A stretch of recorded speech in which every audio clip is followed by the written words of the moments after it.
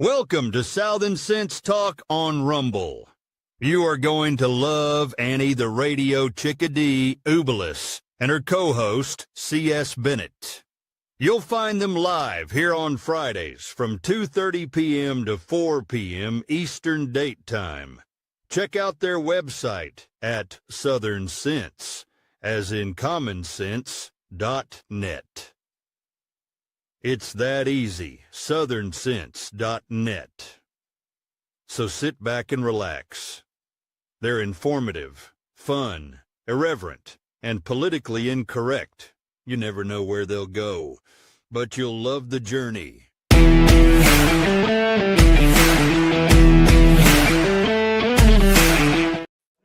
All right, and welcome back to another adventure here on Southern Sense. I'm your hostess with the least mostest, Annie Ubelis, along with my co-host going, what has she got me in for today? Hannah Davis with FAIR, the Federation for American Immigration Reform.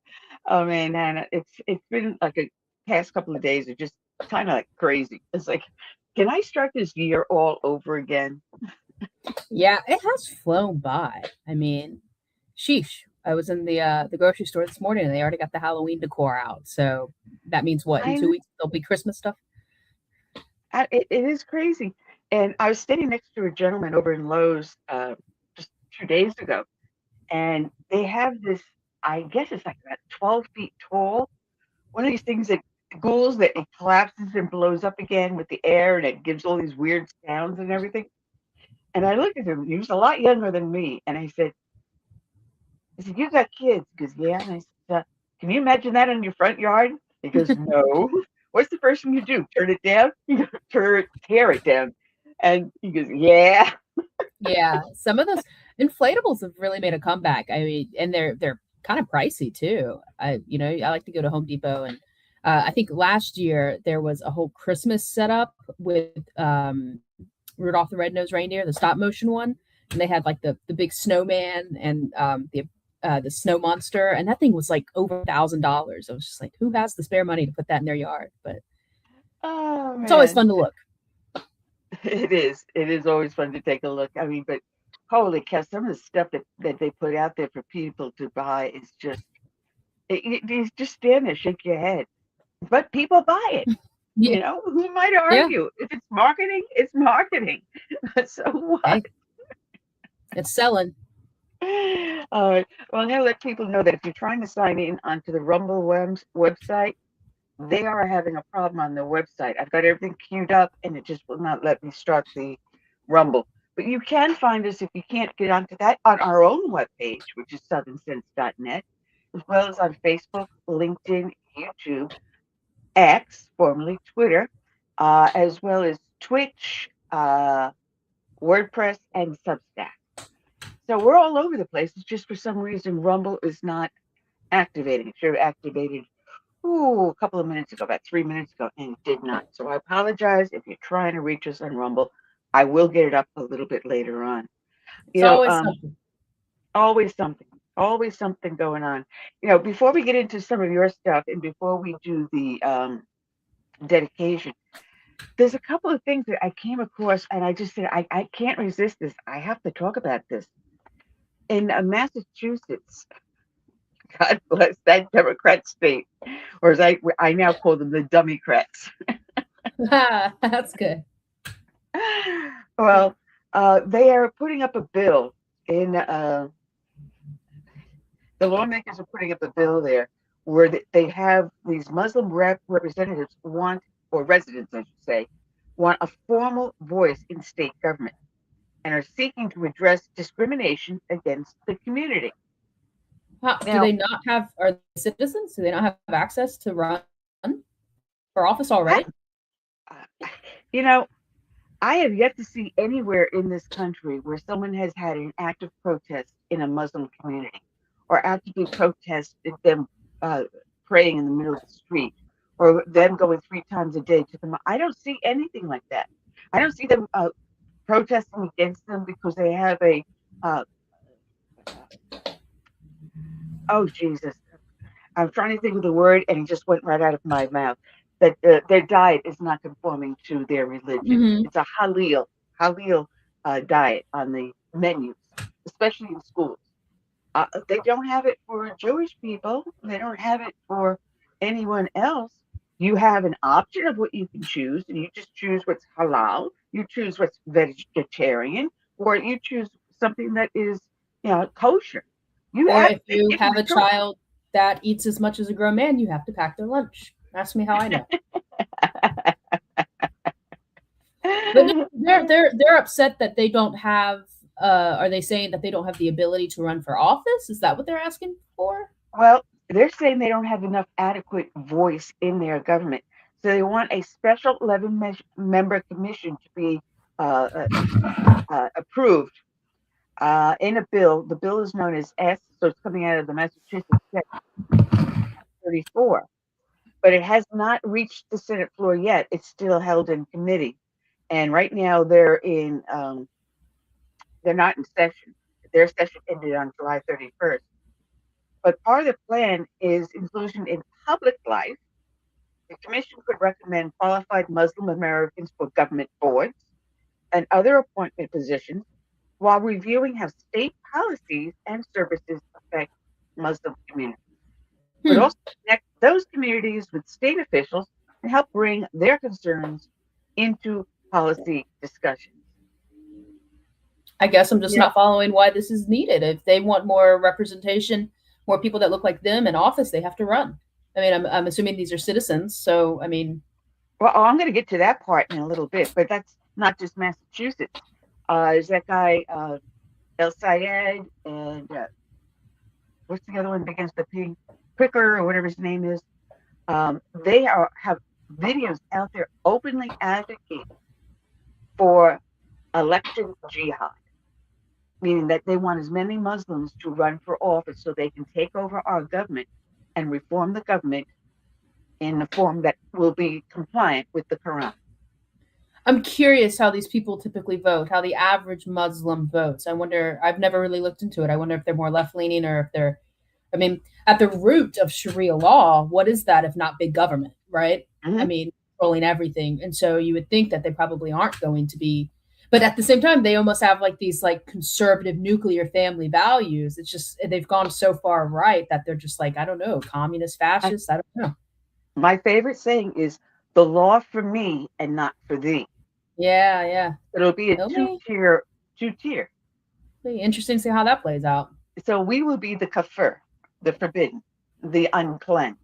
We would be the kafir, and they would sit at a higher statue above us. So we're not clean according to the Muslim faith. Huh. Yet we don't see a board for just Roman Catholics. We don't see a board for Lutherans or Protestants. We don't see a board You do. for Just Jewish.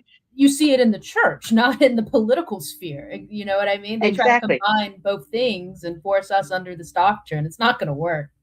I mean, they No, can try, but it's not going to work. But all the other religions that we do have and all the other beliefs that we have within our nation, they have learned to coexist. Okay, this is a kosher deli. I know I'm not going to get a pork sandwich because it's kosher, but hey, there's other stuff in there that I want and I can buy. The same thing with any other religion. And even if you're vegetarian, restaurants and all the other menus are making it for you, but they're also serving things that other people will enjoy too. Mm-hmm. I mean, that's just dealing with food, but dealing with your religious beliefs and everything else. I'm very pro-life, and yet there's members of my church who say, "Well, we should be more pro-choice." Well, see, listen, I may be pro-life. What you do with your body, your life, is actually your business. You have the right to do what you want under our laws, our Constitution. So, hey, I don't step on you, you don't step on me. But Yeah. this is a major stomp. This isn't just a step, it's a stomp on the rest of the nation. No, I agree. And I go back to what I said when you first read about it. I mean, it's almost just symbolic in nature because all of these avenues, all of these pathways already exist for them to be able to have a position on a city council or to be able to run for any type of elected office. And so it's almost like they're just doing this symbolically, kind of shoving it in people's faces. Like, we're here, we're not going anywhere. And if anything, we're going to try and indoctrinate you guys too. So I don't know. Well, it probably passed. You said it's in Massachusetts, right? Yeah, it's Massachusetts. Yeah. But then again, is it violating our First Amendment right of freedom of religion? If you have a Muslim community that is now going to dictate which Oh, yeah. religion will control the government, that's a violation of freedom of religion granted underneath the First Amendment. Yeah, I agree. Matter of fact, I've got the Constitution right smack in front of me, and it dealt with that your constitutional right for freedom of religion shall not be impinged. This is okay. Come on, fingers. Okay, this is now the first article, and where are the beginning? Oh, here we go. And here it goes. First, Article 1, and on my little constitution that dates back to 1976. Oh, wow. 50 My years parents old. would have been like 6 years old. Ah, a little older than that. It says Congress shall make no law respecting the establishment of religion or prohibiting the free exercise thereof or abridging the freedom of speech. So if our speech now disagrees with what this Muslim Commission doesn't agree with, our free speech going to be prohibited, or abridging the freedom of speech or of the press, or the right of the people to assemble peacefully and to petition the government for a redress of grievances. So basically, I see several problems in violation of the First Amendment, because now if they are going to control the public arena, will they also control the press? You should be a constitutional scholar, you. And furthermore, if they prohibit our freedom of assembly, and consider we assemble for our faith, whether it's in a parking lot because of COVID or inside a building, a church, an assembly hall, if they're going to turn around and say, well, I'm sorry, that's right smack in the middle of one of our times to pray, you can't come through the street or whatever, you are now prohibiting us. Right. Our Where freedom do their religion. rights end and where do ours begin? So yeah, it'll be interesting to see how it plays out. I wonder if it's gaining a lot of traction or support up there. To see. Keep me abreast. I didn't know anything about this until you mentioned it. So well, there's that guy El Sayed that's running for office. That was Francesca Hong. Did not make her bid for governor of Wisconsin, and she was closely aligned with these individuals. There are several out there that are running for office. And the question is, will their religion of Islam be their guidance for public office, or will our Constitution, which protects everyone's freedom of religion, no matter who you are, be the guide? And they know that it does. That's why we have so many migrants come here to the U.S. that are from Muslim faiths and Middle Eastern backgrounds, and they practice their faith here in the U.S. because they know that the Constitution affords them that right and that privilege. So it's like they use our generosity against us. So and it's interesting to see how it trickles down into the House and the Senate floor. And I'm assuming the people who got together to try and develop this bill are probably most likely legal citizens, but it's interesting how it impacts legal citizens as well. This influence, and so we have a right to practice, whatever religion we want to. But once it infringes on other people's rights, that's where things get kind of sticky. So yeah, it's we were a nation built upon tolerance. Yes. All right. And yes, we've made mistakes as we've gone through history, but because we are who we are, we have the ability to correct our mistakes. We're good at owning up. I don't think there's any other country that has that built into who they are as a nation. Slavery was wrong. We knew that at the time when we built the Constitution. Maybe not. And wrote the Declaration of Independence. But they said, let's form this nation first and then take on those other fights. It's more important to get us established. And once we are concrete as a nation, then we can tackle these other issues, such as slavery. Now, it nearly tore our nation apart, but we had built a strong foundation enough that we survived it. Yeah, that's exactly right. And we own up to our domestic mistakes a lot. When it comes to foreign policy, sometimes sometimes we'll kind of beat around the bush, but we own up to our mishaps here on our own soil quite frequently. And I think that's something we've got to do, and we've got to continue doing moving forward. Mm-hmm. And yet I'm watching some of these commercials that they're putting out there, that they're saying they want to abolish the Supreme Court, abolish the Senate, abolish the presidency. Mm-hmm. Wait a minute, that is how our nation was founded, on the three pillars, legislative, judicial, and executive. And it each started one is off supposed to be a check and balance, but they don't want a check and balance. They want a Muslim commission head by an emir or whatever they want to call it to dominate over us, the kafirs. Yeah, it started off, hey, let's abolish ICE or CBP, and now they're talking about abolishing the Supreme Court and the Department of Justice and all these things. And it's just, I don't know. I just look at them like they've got three heads, But there's some right wingers that they'll say let's abolish the Department of Education, and so I bet they look at us that same way. So it's just, we got to meet in the middle and just have some common sense that these three-letter agencies that have been around for decades aren't going anywhere. And even if they all did, the Supreme Court would still be here. Like, there's no way we're getting rid of the Supreme Court. It's a pipe dream. It's laughable. Yeah. Well, when you say Department of Education, I'm one of those that is highly in favor of that, having gone through the school before it became under the purview of the federal government. We were graduating at that point, something like 90% with college grade level reading and communication and math. We were able to do that. Once the federal government started taking over, we dropped to 85%. And now you're seeing entire classes graduating high school that can't read, write, add, subtract. So for me, the federal government messed this up. I believe it does not fit all. To go back to the states and let them do what they were doing before the federal government stuck their fat fingers in it.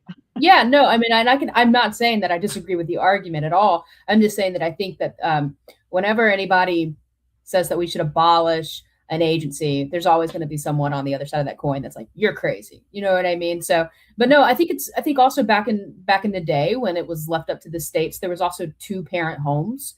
Mm-hmm. One of them of which usually was at home. There wasn't, what is it that we have nowadays? These supercomputers in our pockets. These kids have these smartphones, all this access to the internet. Nobody reads anymore. I think it's a lot of government infringement on the educational system as a whole, but then also what's going on at the home. And so that's why I'm a huge advocate for homeschooling. I was homeschooled. I think it's the best way. But what do I know? So. Oh man, I mean, there's so much we're going to be talking about. And Hannah, I got a thick stack of papers for you today for immigration. I hope I have answers to your questions. So we'll have to see. Well, we're going to have a field day. But those that watch the show know that we start off each and every show with a dedication to a fallen hero.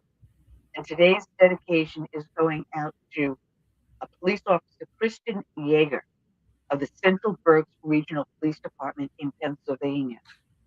Her end of watch was Friday, May 29, 2026.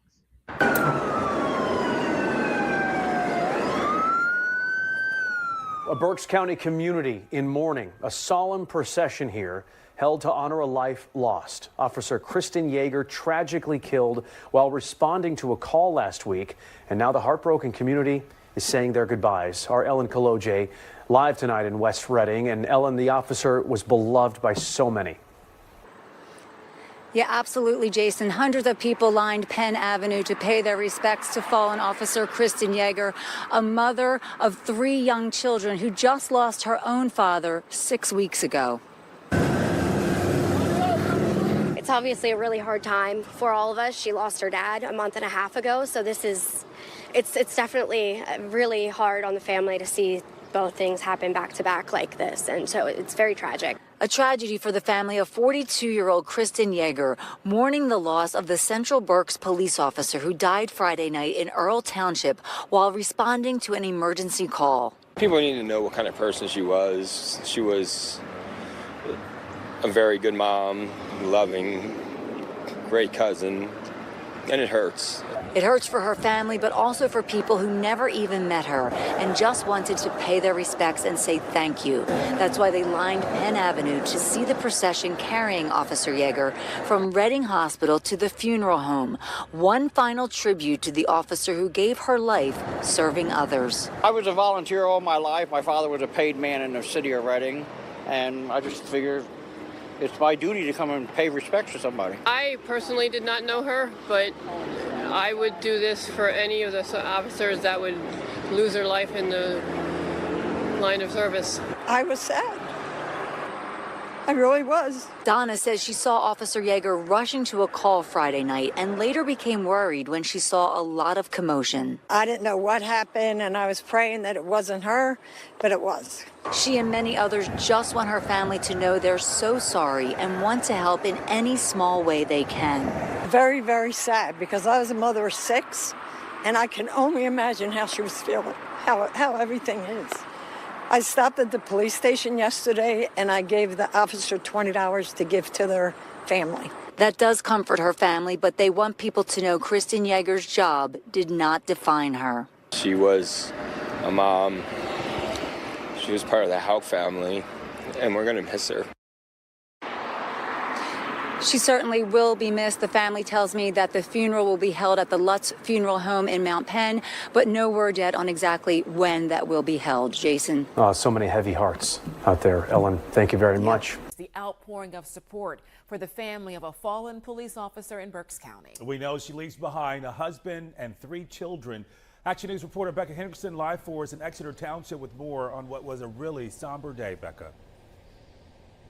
It was sad, Gray and Char. Those 3 children were front and center as speakers paid tribute to their mom. So many of them talking about Officer Kristen Yeager's legacy and what she leaves behind. This entire community here in Berks County and the state of Pennsylvania still in mourning. You see flags are still at half staff in honor of this fallen officer.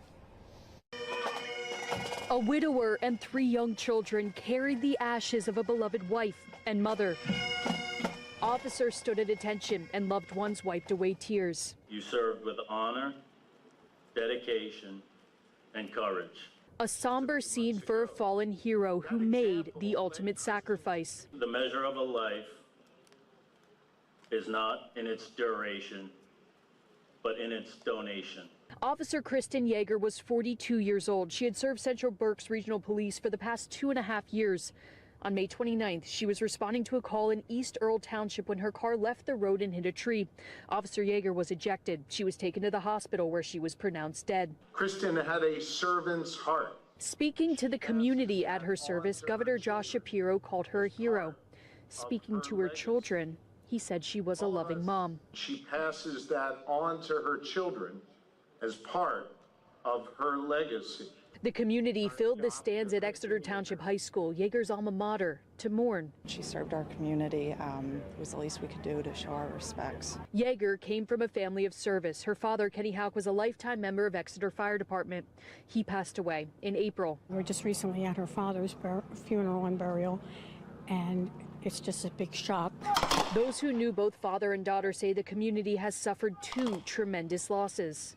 At the end, a final farewell for Officer Yeager's end of watch. Officer Yeager, you've answered your final call. 24 notes to honor her life, her family, and her sacrifice.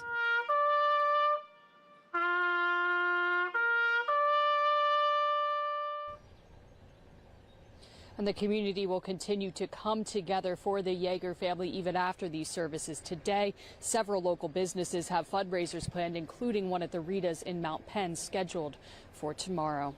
Live here in Exeter Township, Becca Hendrickson, Channel 6 Action News. Gray. Yeah, so much.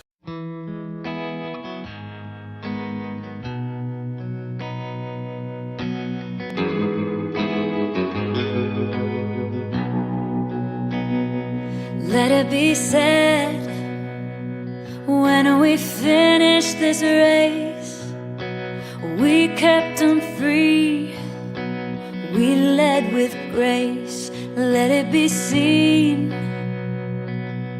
from sea to shining sea, beautiful America, living our legacy. Oh,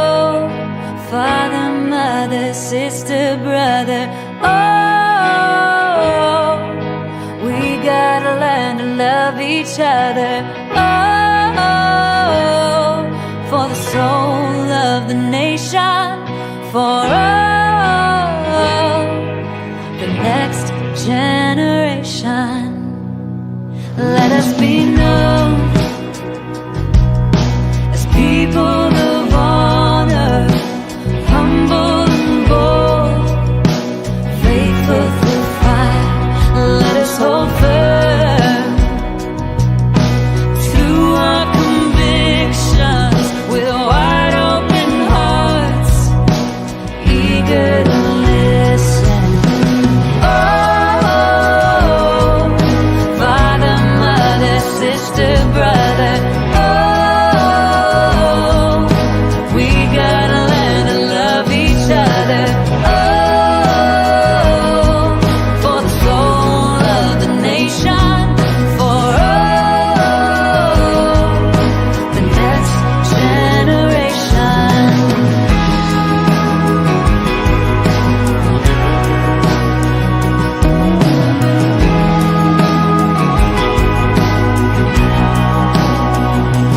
Let us make room. Let us reimagine welcoming voices with true compassion. Let's craft a world with hopes and dreams, challenges known, and those still unseen. Oh, father, mother, sister, brother. Oh, we gotta learn to love each other. Oh, for the soul of the nation, for the next generation.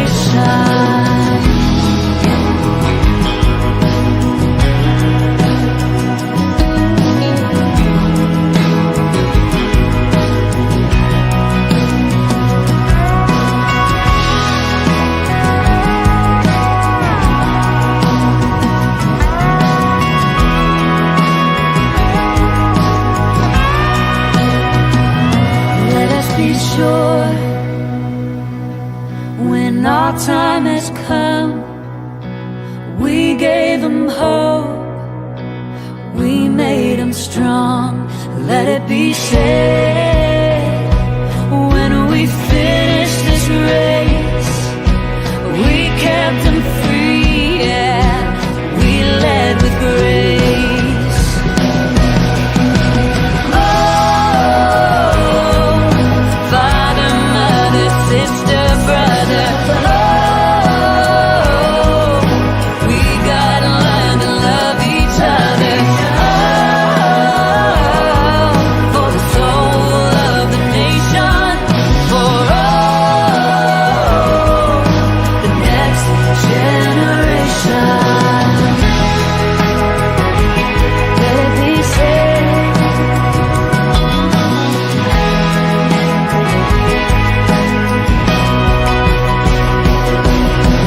Oh, father, mother, sister, brother. Oh, we gotta learn to love each other. Oh, for the soul of the nation, for the next generation.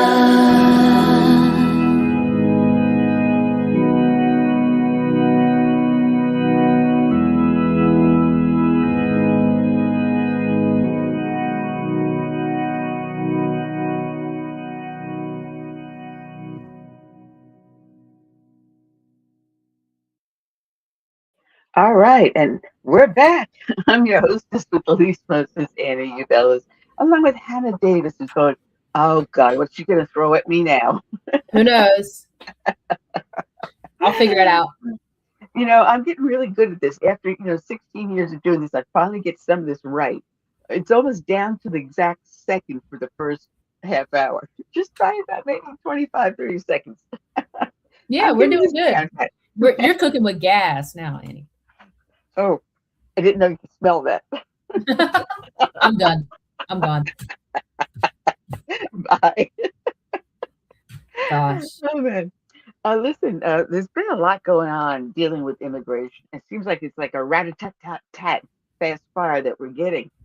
And one of the first things I picked up was an editorial in the Epoch Times by Troy Myers. And he was talking about the State Department launching a birth tourism prevention task force. Have you heard about it? Yeah. Yeah, and it kind of goes in tandem with the Trump administration's recent executive order trying to crack down on birth tourism, in light of the Supreme Court's ruling on the 14th Amendment and birthright citizenship. The administration is trying to do everything it can to kind of circumnavigate that and crack down on birth tourism, which is a horrible industry. I mean, it's $1 billion global industry. And so, yeah, what the State Department, what they're doing is essentially, well, what should have already been done, and it's kind of common sense reform. I think in the executive order, the administration kind of directs the State Department and other agencies to look into their policies, look into their memorandums of understanding and their SOPs, and kind of fix them up a little bit, for lack of a better term. Right now, people who are trying to get a visa cleared to come and visit the United States, they have to go through the State Department 9 times out of 10. And what these individuals at the State Department do is they either approve and they rubber stamp you in, or they tell you, no, you're not going to get a flight into the United States. And so in taking into consideration this process through the lens of birth tourism, they're obviously going to be looking into people that are heavily pregnant, people who have a history of coming here and giving birth, and then, they go back and now they're coming back 4 years later and they might do it again. That kind of thing. So it's just another way to crack down on visa fraud, because at the root of it all, birth tourism is a form of visa fraud. And so it's common sense reform. And we've had different administrations crack down on birth tourism before, change operating guidelines for the State Department and consular offices. But this administration's really focused on it, especially in light of the recent Supreme Court ruling. So, yeah, one of the things I see in the thing, it's that they're now looking at foreign couples who once lied on a visa application claiming a conference or a vacation, then gave birth to children in the U.S. soil. They're looking at people such as that and revoking their citizenship of the child and their visas. Yeah, I mean, if you had the money to come and do it once and you got away with it, they're probably going to try again, because the benefits that come with American citizenship are bountiful. And so people, they get away with it once, they get cocky, and instead of laying low, they try again. And there's a a paper trail for that. And so, yeah, it's kind of just common sense, scrutiny of travelers that are coming.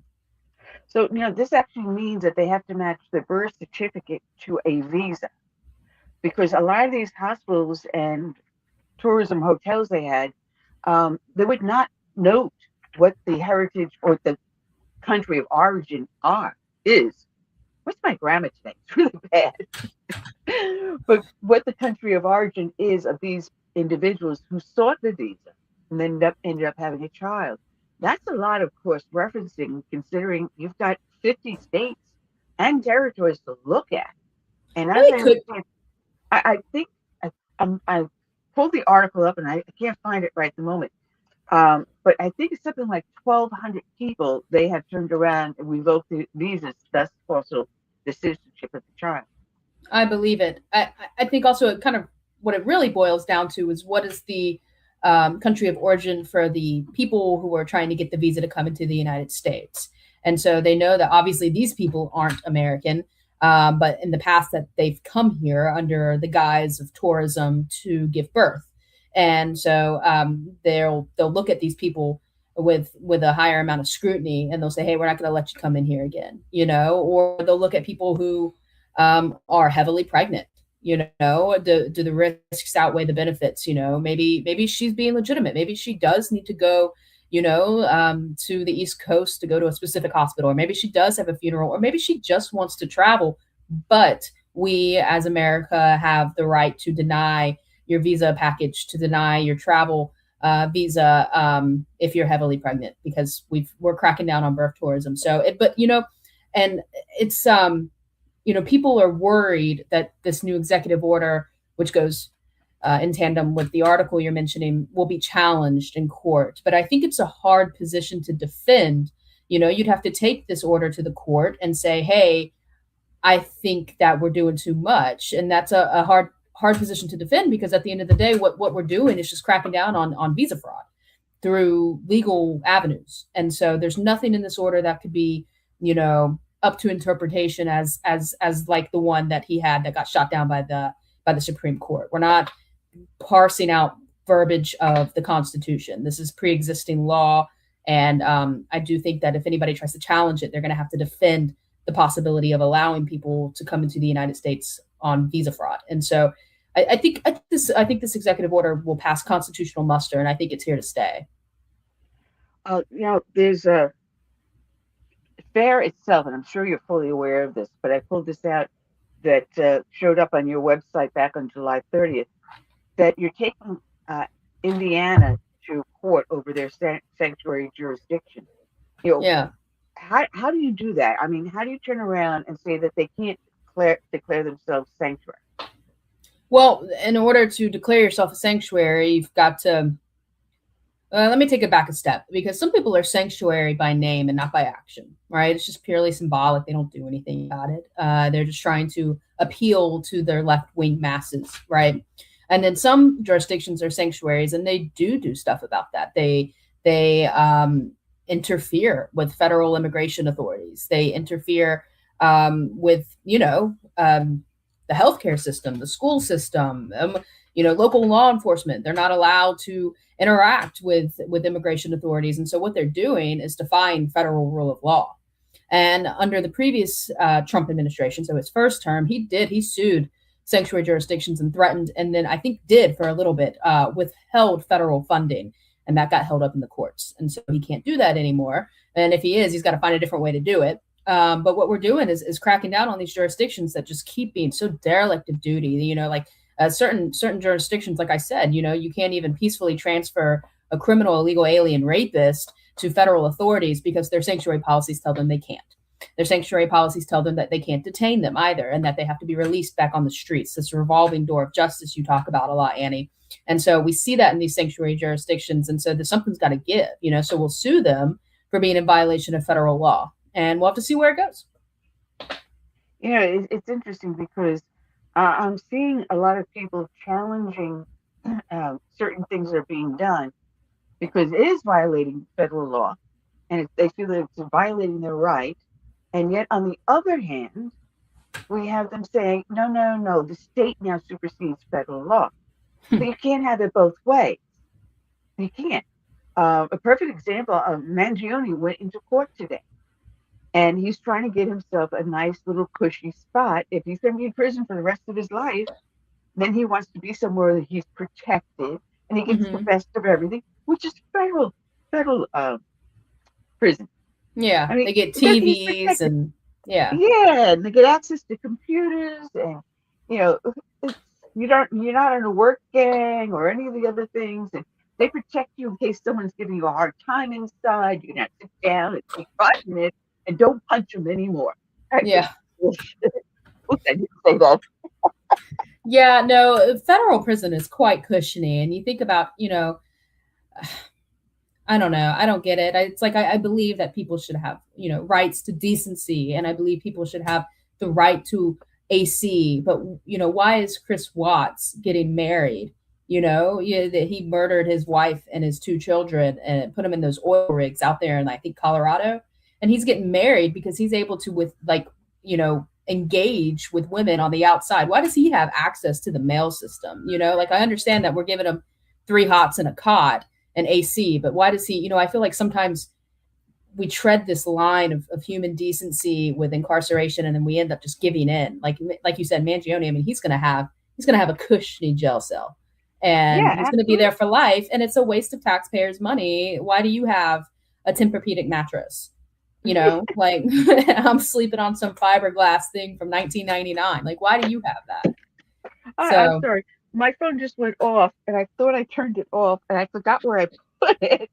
Oh, I didn't even hear it, so it didn't pick up on the mic. You're good. Oh, all right. Okay. Anyway, what he did was, as I said, he pleaded guilty in New York State Court. I'm surprised he did. Well, the thing is that he can't be tried under New York State law. Says he can't be tried for the same crime. But then again, we also have a double jeopardy in the Constitution.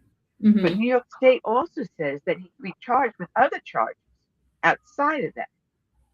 Okay. And yet when it comes to sentencing, if he has a federal sentence, that will supersede the New York sentence.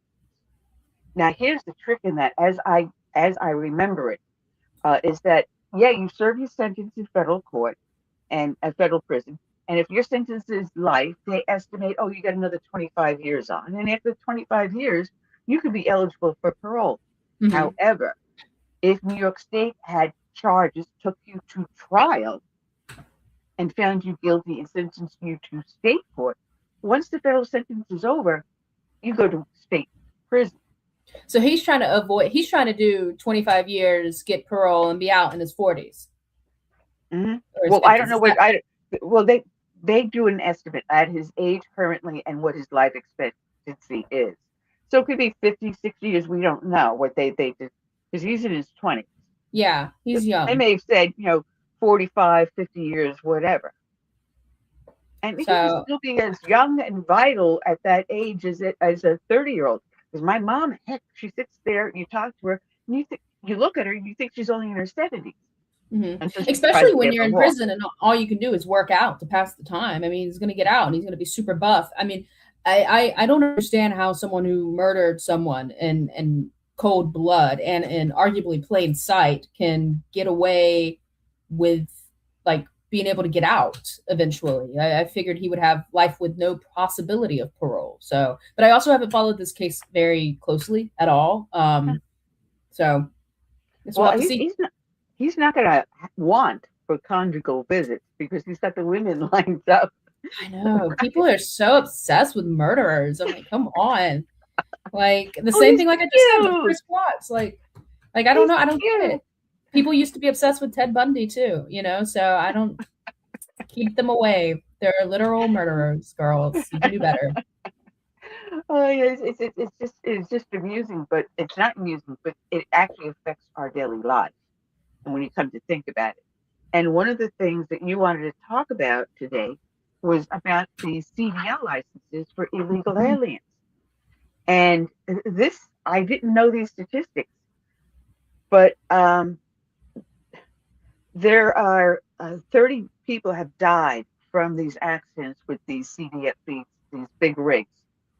And it was 17 fatal crashes. So you're talking about you have a 90% chance of dying in an accident with a trucker, because you don't know if he's legal or not. It'd be almost like 2 per crash.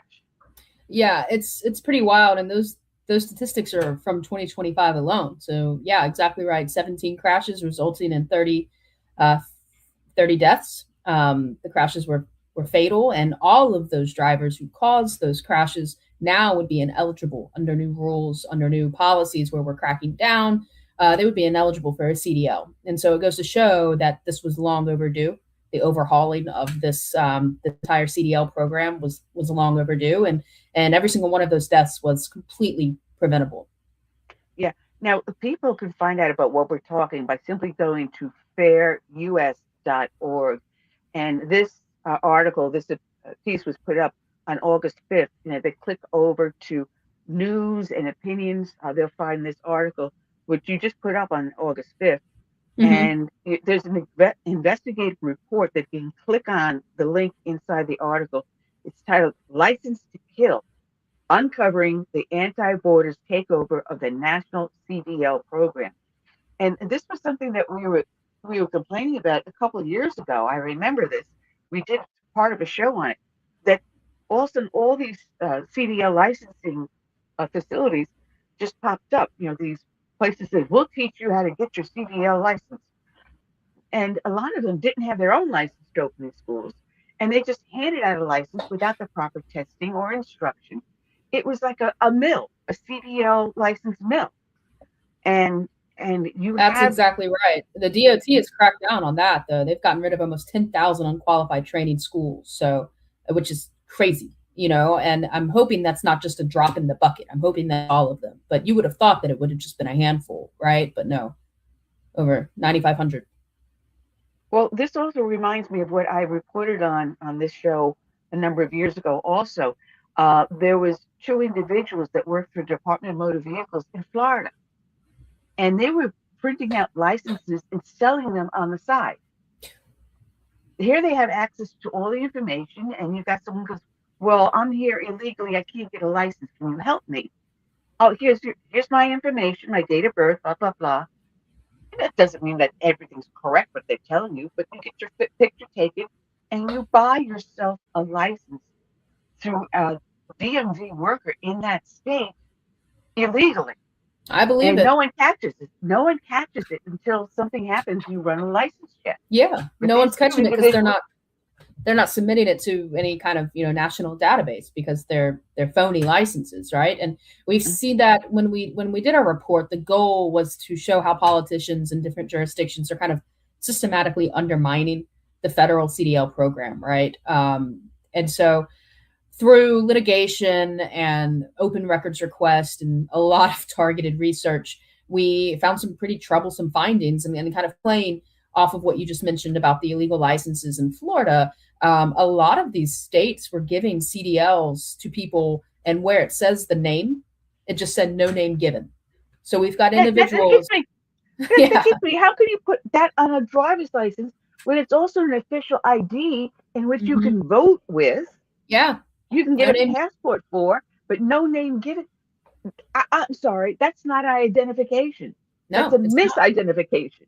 Exactly. And then to make matters worse, a lot of these states were also, issuing these no name given licenses or these temporary CDLs, and then they were never reporting them to the national CDL database. And so we've got people out there who barely know English, right? And then who, their immigration status is at best questionable, right?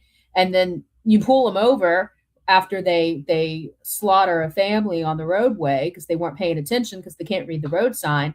And then they hand them the license, and they got to use Google Translate to talk to the police officer. And then the license says no name given. It's like a really bad South Park episode. It's like the jokes just keep writing themselves. But we've made a laughingstock out of our licensing program. So this is what this report was about, to kind of highlight this. And people can go to fairus.org and click investigations, and it'll be the first tab down, this report. And people need to share it. People need to read it.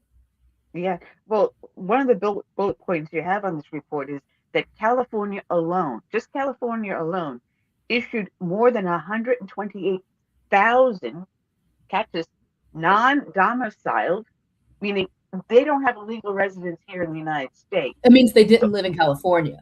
Right. Yeah. And so they're not even bothered to check what state you're coming from, if you're coming from another state or another country. That was just between 2022 and 25. And that means it was 32,000 of these CDLs issued per year. Yeah. Total of the 128. And what's even more really disturbing, that the applicants that were being permitted, when they took the test in Arabic, Chinese, Punjabi, Russian, and Spanish, the first attempt pass rates were as low as 22%. Yeah. So you're only getting 2 questions correct out of 10? Yeah, it's bad. It's really bad. And so they're passing, their first attempts are really, really low, right? And then they try numerous times to get it right. And then, with their country of origins language. And so they finally get it right. And then they're on the roadway with this 80,000 pound rig. And those signs aren't in Arabic. Those signs aren't in, Russian or Chinese. They're in English. And so they have just as difficult of a time reading those while they're driving 70 miles per hour down the interstate. And just to give our listeners a little bit of a comparison, these aren't the best numbers, but they're still much better. English people, English speaking individuals, when they try on their first attempt, they usually get it about 63% of the time. So at least more than half of them are getting it. And that's loads better than 22% for Arabic speakers. So it is very questionable that we are allowing CDL knowledge tests to be taken in any language outside of English, because all the signs, last I checked, are in English. Well, now this is what really caught my eye the most. It's like, how the heck could this even happen? You got people going in there that are not citizens of the United States. They're not residents of the United States. They go in there with a visa. Mm-hmm. And they go to get their CDL license. The CDL license is a multi-year license that's granted. And a lot of them got a license for the CDL, which is the commercial truck driver's license, beyond the expiration date of their visa. So how That's do the we rub. know that they're beyond the expiration? And how do you know that you're obviously they must have presented the visa as identification at the counter, so that they knew they were issuing this to someone who was asking for a license illegally to begin with, much less illegally to get a commercial driver's license. I mean, this just blows my mind how many areas that this has violated our law, much less basic common sense. Yes, and that's kind of the trick is like, if this individual gets pulled over, maybe they did have prior work authorization with whatever visa that they had, right? Maybe they are legally on the roadway, they're legally working, but eventually that visa expires. They decide to stay, right? They've got a job, they're making money, they've got a residence here. They decide to stay. They're running drugs. Yeah, it could be. Don't check what's in the back. Don't check what's in the back of the truck. Okay, that's all. And they get pulled over for maybe speeding or a busted taillight or something. They're not going to present them the expired visa paperwork. They're going to present them their CDL, right, which has a expiration date of 10 years in the future or 3 years in the future. That cop, for all intents and purposes, is going to think that person is legally here, right? And so that's the trick. You cannot have any type of license, whether it be a CDL or a regular license or simply an ID card, that expires after your paperwork does. It makes no sense. So we've got to crack down on that as well. Well, now Trump, through an executive order last year, passed it that for any licensing, CDL or whatever, you must pass the English proficiency test. Mm-hmm. And it's common sense. But I'm waiting for the challenge to that, because if they can't read English, are we going to now turn around and mandate that motor vehicles throughout the nation have multi-language signs? Can you imagine looking at a stop sign and you've got 6 or 7 of them in different languages, and you're just trying to figure out which one there it is, the 7th one down, and saying in Islamic, oh, stop. Yeah. Or Punjabi, stop. Or Chinese. Oh, we can see Chinese a little bit easier because it's completely different lettering, so you'll focus on that. Yeah. But heaven forbid it's in Spanish or any other language. I mean, how are they going to do this? Yeah, I haven't seen much pushback on that executive order. I'm sure there was initially, but I haven't seen anything recently. But yeah, that was passed back in last year that, Trump said, you need to have English proficiency if you're going to be driving on the roadways, CDL or not. And so, but he's not the only one that's cracking down. I mean, the White House as a whole, the administration just introduced this Freedom Haulers initiative, where they're trying to get the illegal aliens off the roadways and the non-English speakers off the roadways and replace them with veterans that are English and no English. And so that is, I haven't seen much pushback on that either. I think a lot of people have a difficult time transitioning from military to civilian life. And so if they can apply what they learned in the military and take it to the roadways and drive these trucks safely and be able to read the signs, then go for it. The roadways will be safer because of it. Yeah, well, I suffer from this too, because when I get behind the wheel of the car, my head is constantly, it's almost on a swivel. I'm constantly checking my mirrors, checking this. I'm looking ahead of me, looking what someone's doing in front of me, saying, do I want to be behind this person? Do I want to pass? Right. I'm always thinking defensively. And you have veterans now handling these ton or more trucks. They're going to approach it tactically and strategically. Exactly. Yeah, exactly. Yeah. And you want to have someone like that. Former law enforcement, former first responders, and especially veterans. And even if they've been in combat zones, all the more reason, because they're going to be on alert 24/7. And that's exactly right. Case, in this case, we're trying to push through, as I understand, the Delilah law, which was named after Delilah Coleman. And she was the one that was injured critically and left with severe disabilities. She passed away. And they have this law now. What is this law exactly? You know, you got me there because I know of the Oh my Delilah goodness. law, and I know of the person who got injured and subsequently passed away, but I could not tell you the details of what the law is mandating. I will admit, Right. I do not want to misspeak. All right, so I got you on one. Oh my Yeah. goodness. I'm so proud of myself. Yeah, there you go. But I'm sure it's regulating the roadways. I'm sure it's saying that, hey, we've got to crack down on these places. But yeah. Well, what it does is it puts into law permanently bars states from issuing the CDLs to illegal aliens. Oh, okay. So it makes it a federal law that the states must adhere to. I mean, it's already illegal for them to do that, but okay. So we're gonna just codify it and put it in codify it and put it into law, and it mandates English only testing and proficiency, and it imposes automatic funding penalties. So states will lose funding if they do this. And closes the very loopholes these jurisdictions have exploited. Yeah. So I think, unfortunately, as much as I like to see the power going back to the states, when states then abuse that power by placing our lives, our everything we have in jeopardy. Imagine one of these 18-wheelers going through a small town, and the guy doesn't know this, couldn't read the stop sign, barrels through the intersection into someone's home. Yeah, and there's always a place for federal regulations. You know, I mean, there's a place for states' rights, but there's also a place for the federal government.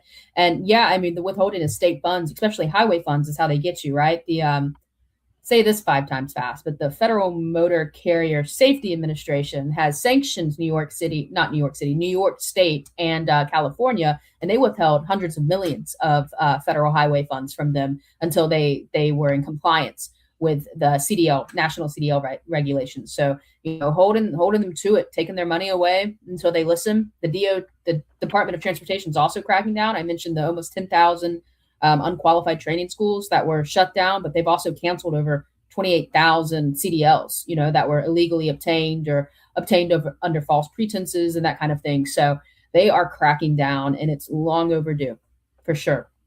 It is.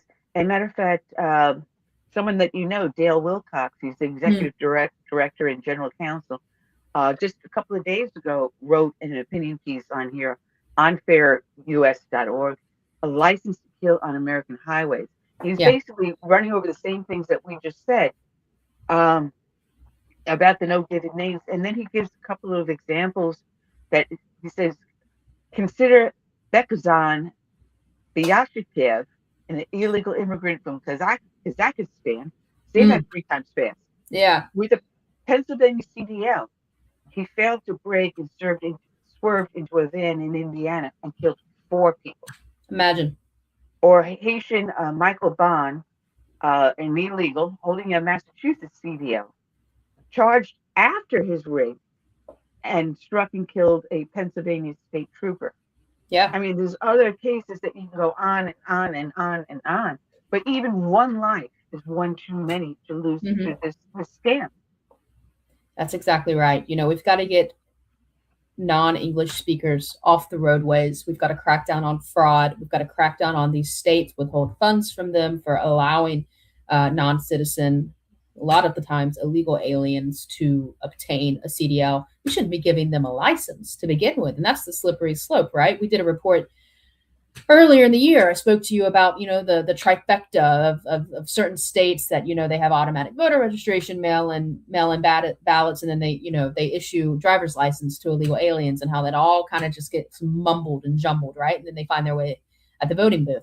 It's the same way with this. Like almost every single state that's given out the licenses, the general licenses to illegal aliens, are also giving out these CDLs, and we've got to crack down on it. Because I don't know if they're doing it because they want to put lax licensing, no pun intended, in front of public safety. I don't know if they saw a big hole in the trucking industry that they needed to fill, but I can guarantee that Americans will do those jobs, fill those jobs, and do them well. We don't need to rely, the backbone of our economic prosperity doesn't need to be on migrant labor. Look what it's gotten us, so Yeah. Americans, they were the first truckers, and they'll continue trucking, and they'll do the job well. Well, I've also saw something about work visas. I know I have it inside one of these. That's banking system, release of criminal aliens, deportation. Oh, shoot. There was something in there about that Americans are willing to do these jobs that are now going to illegal immigrants. Yeah. I shouldn't say aliens. You just got to pay them a livable wage. They have to be not under the table. OSHA needs to exist. You need to have a health care package. Americans know what they're worth. And so it's not that they think they're too good to go pick okra in the field or to go work on the dairy farm. They just want to be paid and compensated appropriately for that work. It's backbreaking work.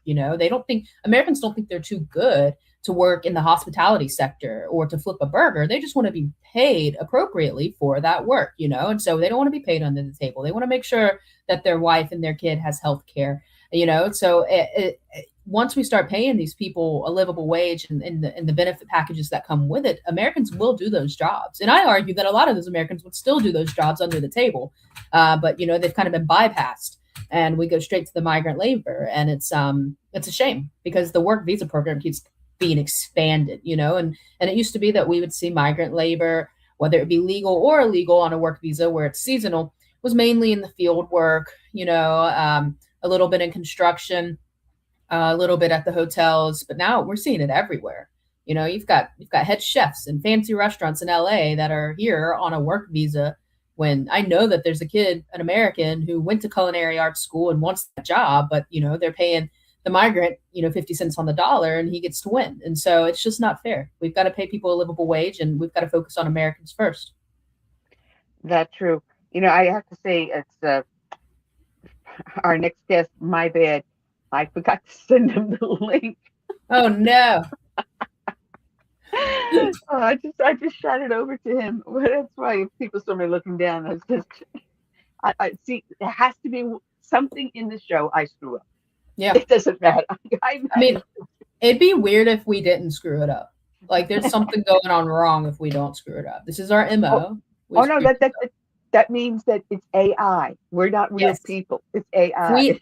To all of our listeners out there, if we get it right 100% of the time for an entirety of a show, it's not us. It's AI generated content. And if we look better, yeah, at least if I look better, we'd be like glowing. Not a hair out of place. Everything's nice. Oh man. So this thing with discretionary employment. I mean, it's such a slippery slope. And I remember growing up, I would be the one who went to the neighbor's house to babysit, or my brothers or I would pick up the lawnmower and go to our neighbor's house and say, "Can we mow the lawn or rake the lawn?" We did that. We were kids. We didn't mind doing that because we got paid. And we had a little bit more money in our pocket than some of our other school kids did because we worked. Yeah. And we weren't afraid to do that. But now we have such an elite youth in today's society that heaven forbid, heaven forbid you actually have to work for that. Just because you gave birth to me, mommy and daddy, or just mommy, you owe me. I didn't ask to get born. Yeah. And I heard that argument from my older brother all my life. I didn't ask to be born, Mom. Oh, none of us have, unless you're Jesus Christ.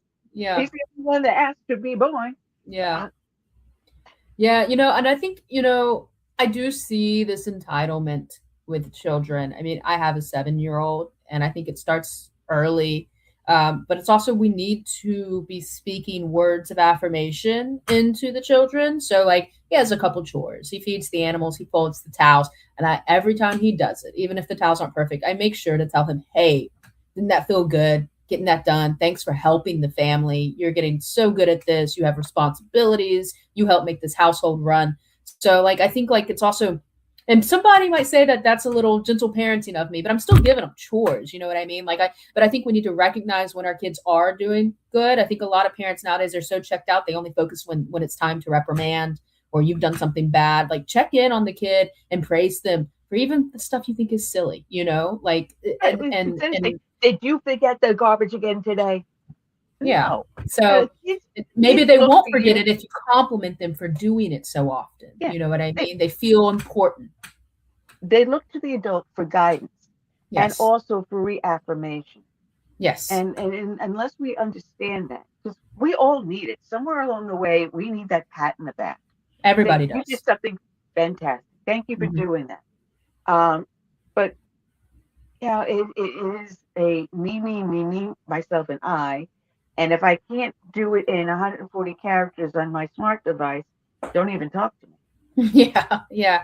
And kids have so much stuff nowadays too. Like, I mean, and getting gifts throughout the year is interesting to me. Growing up, I got gifts on my birthday and I got a lot more. I was spoiled at Christmas, but I know kids nowadays, every time they go into Walmart, they leave with a video game or something. And I'm like, I don't get it.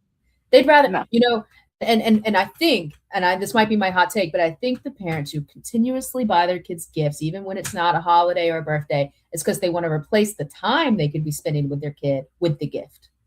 Pour into your children with your time, with your words of affirmation, wrestle with your kids, jump on the trampoline with your kids, take them out, do things. Don't let them have a tablet at the Texas Roadhouse. Pay attention to your family and your kids. Stop buying them so many gifts. Go play outside. How about you play with them once a week too? Yeah, interact with them. They're your kids. Interact with them. Teach them what you know. I'm not perfect. Sometimes I'm done with work and I want to just sit on my phone for 45 minutes. But at least I some people don't recognize their imperfections. At least I recognize that and I say, hey, let's get up, let's go do something together. And so you gotta do that. So, but no one's perfect. And I think at the end of the day, we're all just overworked and underpaid and tired. You're right, but we've got to make do with what we got. And the kids you only get 18 summers. You see those sad posts on Facebook. It's like, you only get 18 summers and then they're grown and they're out the nest and you're going to miss them. And so you got to give them a childhood where you get more than 18 summers with them, right? They come back after they're grown because they love you so much. And so we got to pour into our kids. So it starts at home. Almost everything does, right? Well, today's day and age. Oh, I heard a joke. A woman goes into her son's bedroom and she goes, you've been in bed all day. It's almost 3 o'clock. It's time for you to get up. We got church service going on in just a few minutes. You got to get up. He's like, well, I don't know. She goes, listen, you got to get up. Give me a good reason why. I said, well, she says to him, you're 50 years old. You're still living at home with me. You don't do any chores around the house. You don't give me any money when you come home from work, so to help keep the household going. You're just really not doing anything to me to help me. I think you need to go to church. And he goes, that's not a good enough reason, Mom. Give me a good enough reason why I should go to church. She goes, because you're the minister. That's today's youth. Give me a reason. All right, let's bring on our guest. I screwed this up, so I will take full blame on that one. So welcome to our next victim, Buddy. He's with Revelation Gold Group. Hey, listen, I told my co-host that we started the show off too easily this afternoon. And so we did it too easily. People who think it's AI because we didn't mess up. So we've messed up now. It's the second time in today's show. So they know for a fact this is not AI. That's the great thing about live performance, right? Anything can happen. Yes. Anything can happen. Listen, you guys have been around. I think what is this now? 10 years? Yeah, several years. Yeah, the founder's been in the business at least 10 years. So yeah. Yeah, and they call it Revelation Gold Group, and there's a lot of different gold groups out there, IRA firms and everything else, and you don't find it's an unusual name, but they had a reason for picking out that name, didn't they? Yes, absolutely. Revelation, just like the book of Revelation, which of course is the triumphal reentry of Christ to the earth. So that's where we're all looking for. So yeah. So I start off your entrance with the minister joke. I heard that one before from my pastor. I just heard it this morning. I heard it this morning. I was listening. I to hadn't heard it something before. Yeah, that's a good one. So what sets you guys apart from other groups? What sets us apart? Yeah. Well, like Annie was mentioning, there in our industry, I guess really in all industries, there's a lot of like high pressure sales tactics, kind of fear mongering, getting people to buy gold and that type of thing. And how we approach it is really just from an educational perspective. We feel like if we just educate people on what gold and silver have done historically, how they're able to be a kind of a preservation of wealth tool, kind of an insurance policy and a hedge against the market. Really, it kind of speaks for itself. We don't have to push it hard, and the metals kind of and what they've done from a return standpoint kind of speak for themselves. And I think that really, obviously being a Christian conservative based company, that sets us apart a little bit, but just really in our approach of how we treat the customer, I think is really what you would see different from us.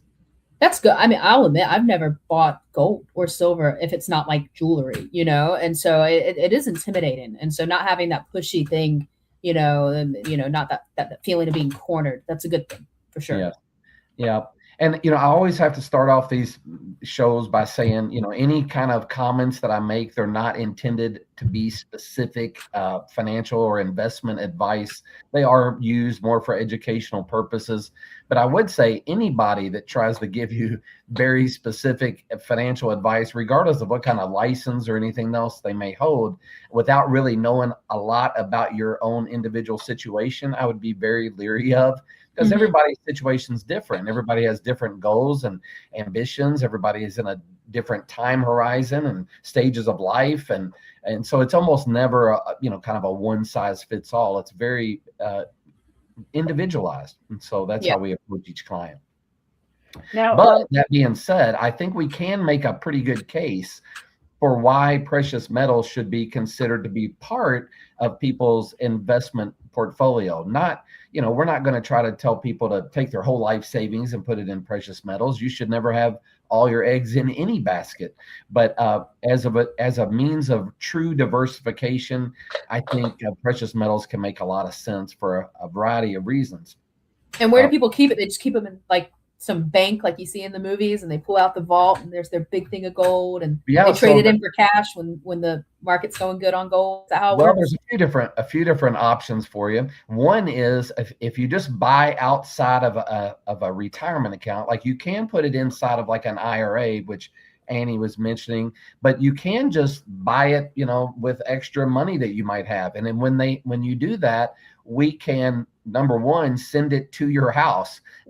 You get a delivered package that's insured, and you open it up and there's actual coins or bars or whatever you've bought inside. And it's really kind of exciting for people to do that because, so much of our world now is electronic and, everything's on a screen and it's just hitting buttons. And of course, that's part of the, appeal of precious metals is nobody can hit a button and hack them. Nobody can erase them. You can't dilute them. You can't, governments can't issue it.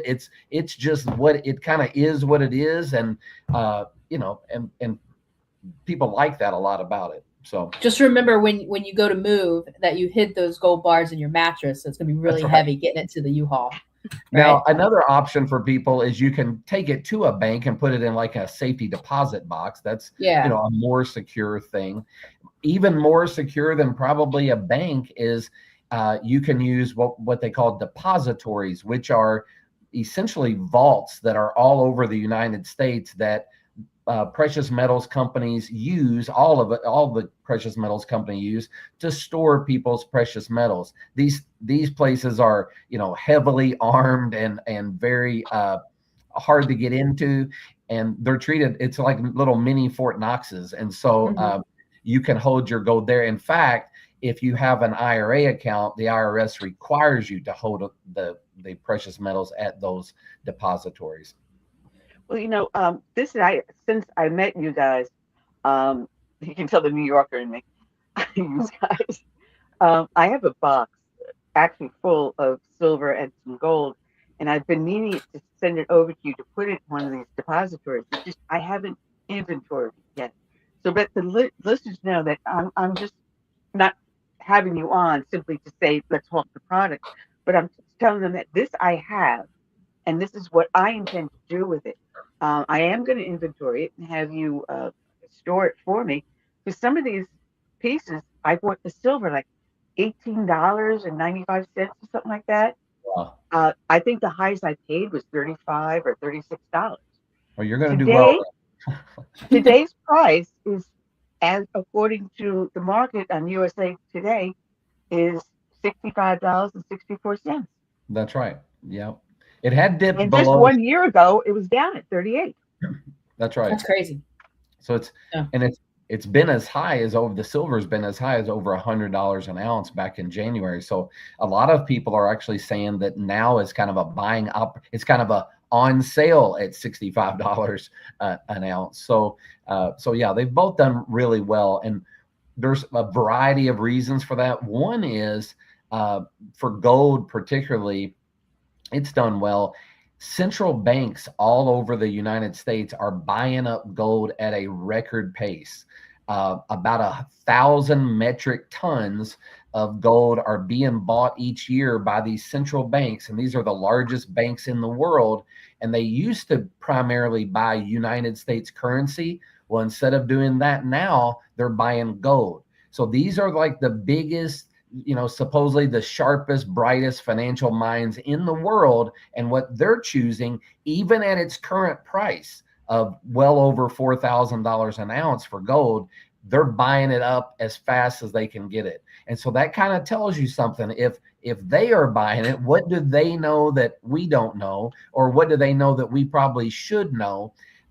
Because, sometimes you just kind of follow the leader. If you don't know what to do, figure out who's got the money and what are they doing, and then usually that's a pretty good sign of where to invest. I was shocked. I went to Costco. I didn't know you could buy gold or silver at Costco. Yeah, I'm sure you know that. Let's make sure it's not plated. Yeah, I was like, what? Like, they got it off. Bite the tooth into that. So, but it doesn't seem, something about that just seems wrong. It doesn't seem safe. It doesn't seem certified. So I'm not a proponent. I'm not pushing for that. Well, one thing I do warn folks, I get sent emails and materials all the time where people are selling gold or silver for way below spot price. And it's back to that old adage, if it seems too good to be true, it probably is. If you see a commercial and somebody's telling you that they can sell you a 1 ounce bar of gold for $99, no, they can't, because it's over $4,000 an ounce. So nobody's going to do that.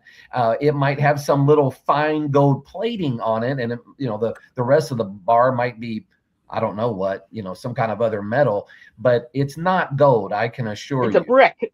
It's a brick. Yeah. You're buying a $99 gold colored brick. Man. So, yeah. And so that's, you would think it's kind of common sense, but there's plenty of companies out there doing stuff like that. So somebody obviously is buying it.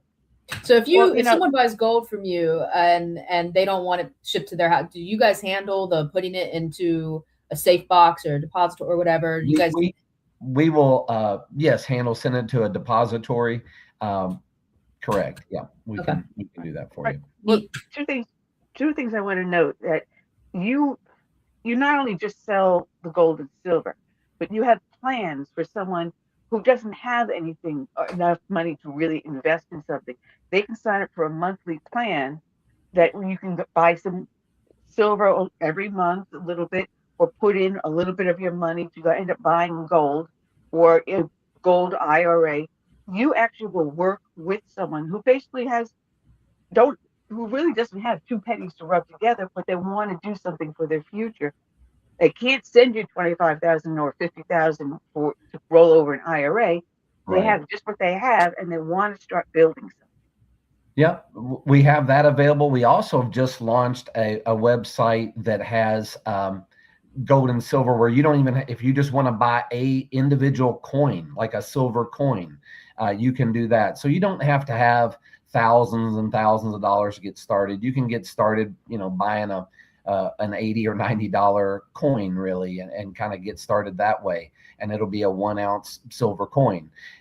So, there's many different options for folks, all the way up to where we can handle transferring a portion of somebody's 401k or IRA over to precious metals. And then that's handled through a custodian. And again, we then deposit that in one of these depositories. And so there's the whole full gamut. But one thing that we do before we sell anybody anything, if you call us and talk to us, we're going to kind of lay all the cards out on the table, show you all the different options that are available, and then let you make your decision from there. It's really. But there's something I want to let the public know, because they're listening to us and they say, oh, yeah, sure. You're hyping this group. You're hyping this company.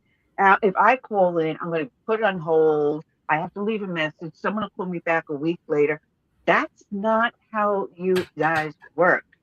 Because when you first approached me with the idea, it was actually one of the senior partners, one of the founding partners that contacted me. And I got the message on my phone. I said, all right, fine. I called them back about half a day later. Please don't take that out on me. But what I found was the founding partner returned my call. Mm-hmm. And it was not the one who originally called me. He called me within about 20 minutes saying, I saw that you left a message. It was for so-and-so, but I'm here right now. I can talk to you. What is it that you need? And we had a conversation. And every time I do call, even if it's on a Sunday night, within half an hour, someone from your company calls back, a real human being, not someone running a switchboard, but someone who actually is the heart and soul of the company itself. Well, getting a call back is nice, and having it be an actual human is even nicer. So we actually have humans that work for us. Yeah, it's amazing. No, we take great pride in the fact that we're going to try to treat every customer, with the respect they deserve. And so we're going to try to answer calls. And, if you call in, you might talk to me or one of the owners of the company. That's not uncommon at all. A lot of people say, why should I worry about it? Well, the dollar itself is devaluing. We have had, people don't even use this term anymore, but they've been doing this since 2009, the quantitative easing. Yes. They've taken us off of the gold standard. We don't even have a bill under the silver standard anymore. No. So it's paper, it's worthless. So you can put the paper in the bank and there's a number there, but that number is going to fluctuate depending upon what the value of the dollar is at any given time. And we have an organization, an international organization that goes underneath the acronym of BRICS, which is Brazil, Russia, India, China, and South America. And they have been buying up precious metals. They have been trying to get the yen or the ruble being the currency nation internationally. And we already know China over the last couple of weeks has been heavy into buying up gold, trying to buy up as much gold as they can. So by protecting ourselves with an actual IRA based on the metals, not based upon what the value of the dollar is, but on what the value of the metals is, that's a greater hedge against what may happen to us internationally. Well, the problem obviously with putting money in the bank is you put some money in the bank and let it sit there for 5 or 10 years. And when you go to take it out, you're amazed that those dollars don't buy what they used to. And so it's called purchasing power risk. And it's a real thing because every year those dollars buy less and less and less. And that's not likely to change. The thing about gold is when you look at what anything is worth is kind of what you can do with it. And the amazing thing about gold is all throughout human history, it has held its value in terms of what you can do with it. And I'll give you an example of that. 2,000 years ago, a Roman centurion got paid with an ounce of gold. And what they could buy with that ounce of gold was a really nice centurion uniform, a really nice centurion belt, and a pair of sandals. That's what you could buy 2,000 years ago with an ounce of gold. If you fast forward 1,900 years ago, back in, like, let's say the early 1900s, if you had an ounce of gold then, you could buy a really nice tailored suit, a really nice belt, and a really nice pair of shoes. Fast forward to today, 1 ounce of gold is over $4,000. You can buy a pretty nice tailored suit, a pretty nice belt, and a pretty nice pair of shoes. The 1 ounce of gold, you don't need more and more of it like you do dollars to buy the things that you need. You can literally use the same amount today that you could 100 years ago, that you could 2,000 years ago, to buy essentially the same thing. So that's a way of kind of showing how gold holds up over time in real value. You know, for the first, not the first 100 years, but shortly after we were founded, for more than 100 years, a penny was a penny. A dollar had the same value as a dollar. It was going into World War I and World War II where that all changed. And where you could buy something for $1, you cannot buy even 1/10 of the same item for that same dollar. Yeah. So if you have something like this, a coin that you can actually hold in your hand, you know, whether they store it with you or they hold it themselves, they can take that coin and sell it. You would buy it back at the actual value of the coin, or they go to someone else and you just take a blind shot to make sure you'll get what it's worth. But that is the beauty of it. If they want the actual cash, they just say, "Hey, listen, I want to sell this back to you." Bing, bang, boom, it's done. Yeah. No fight. You don't even fight them. Why do you want to sell back? Blah blah. No, you said, "Okay, fine. This is the market value. Do you want to hold it on because we feel it's going to go up, or do you want to sell it today?" Yeah. You were talking about a penny used to be worth a penny. I remember, and this wasn't, you know, to me that long ago, 20 to 25 years ago, my kids were young, and we would go into these stores and you could buy these candy sticks. You know, they're different flavors, they're about this big around and about this long. You could buy them 10 for $1. That was about 20 years ago. I went into a store recently with my wife. Those little candy sticks now are $1 each. Okay. So they went up 10 times, not in 50 or 60 years, in 20 years. And I bet the ingredients are all filler now too, but that's a whole different story. Yeah. And, you know, luckily everything hasn't gone up 10 times, but things have gone up. You know, you mentioned 1971 when we went off of the gold standard. Thank you, Richard Nixon. Yeah. Well, if you go back and look at that, he went on TV and announced that they were going to take a temporary break from the gold standard. That was, you know, 55 years ago that we were doing this temporary break. What actually happened there, if you go back and research it, two things happened. Number one, 1971, we're in the Vietnam War, and that was a very expensive war. And so the government spent a lot of money on that. And then in 1971, a lot of social programs had also kicked in that the United States government was having to pay for, and they started needing more money. Well, gold is something you can't just print more of. So they were sort of forced to take themselves off the gold standard because there wasn't enough gold to back up the amount of dollars that were being printed. And some of the other countries kind of got wind of what was going on, and they're like, we want our gold. And so there was essentially sort of a rush on the gold from some of these other countries, and that's what kind of forced us off of the gold standard. I didn't know that. Yeah, I learned something new. And people will talk about, hey, are we going to get back to the gold standard?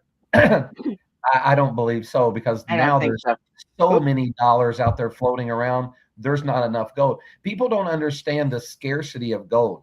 You could take all the gold that's ever been mined, which is about 200,000 metric tons. That would fit in a cube about 69 feet long, 69 feet wide, and 69 feet tall. That fits in about, if you'll put it in perspective, about 3.5 Olympic-sized swimming pools. Now that's a pretty good size, but we're talking about there's 9 billion people in the world. Yeah. And that's all the gold that's ever been mined in our human history. That's all the gold that's in our jewelry, wedding bands, coins, bars, you name it. That's it. And so 3.5 swimming pools is not that much for 9 billion people. Yeah, we can't share. No. So the scarcity of it alone is one of the things that makes it hold its value. Mm-hmm. Well, you know what, guys? I'm looking at the clock, and we're just seconds away from the top of the hour. This is going so fast, even though I screwed up getting you on. So we're going to have you back on at a later date. But I want to thank you for joining us, buddy, and I hope to see you again soon. Okay, Yeah. sounds good. Yeah, all right. Thank you for having me. Our pleasure. All right, next week we're going to have something a little bit different. It's a young lady that lost her son in the military and what she has been going through as a Gold Star mom. It's very touching, and she's going to take up the whole show. Just once we get her started to talk, she doesn't stop. Anyway, we will be back. Her name is Bernadette, and we will welcome Bernadette next week. So everyone have a fantastic weekend, and I will say good night and God bless.